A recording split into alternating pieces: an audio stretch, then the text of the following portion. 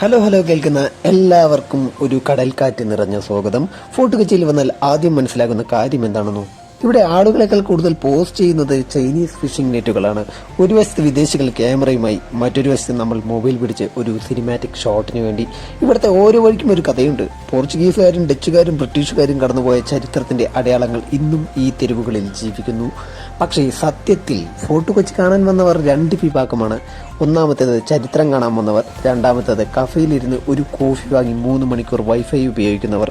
വൈകുന്നേരത്തെ കടൽക്കാറ്റ് മുഖത്ത് തട്ടുമ്പോൾ ജീവിതത്തിനും ഒരു റീഫ്രഷ് ബട്ടൺ ഉണ്ടെന്ന് തോന്നിപ്പോകും. അപ്പോൾ ഫോർട്ട് കൊച്ചി വെറും ഒരു ടൂറിസ്റ്റ് സ്പോട്ടല്ല, ഓർമ്മകൾ പതുക്കെ ശേഖരിക്കുന്ന ഒരു ചെറിയ ലോകമാണ്. എല്ലാ യാത്രകളും ലക്ഷ്യത്തിലെത്താൻ വേണ്ടിയല്ല, ചില യാത്രകൾ നമ്മളെ തന്നെ കണ്ടെത്താൻ വേണ്ടിയുമാണ്.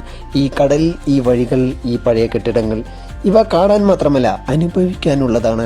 ഒരുപക്ഷെ അതുകൊണ്ടായിരിക്കും ഒരിക്കൽ ഇവിടെ വന്നവർ വീണ്ടും വരണമെന്ന് ആഗ്രഹിക്കുന്നത്. കാരണം ചില സ്ഥലങ്ങൾ ഓർമ്മകളിലല്ല, മനസ്സിൽ താമസിക്കും. Collect moments, not just photos. ഞാൻ നിങ്ങളുടെ സ്വന്തം മാർജെ. അടുത്ത എപ്പിസോഡിൽ വീണ്ടും കാണാം. അതുവരെ യാത്ര ചെയ്യൂ, കാരണം ലോകം കാണുന്നതിന് മുമ്പ് സ്വയം കണ്ടെത്തേണ്ടതുണ്ട്. Until then, bye bye.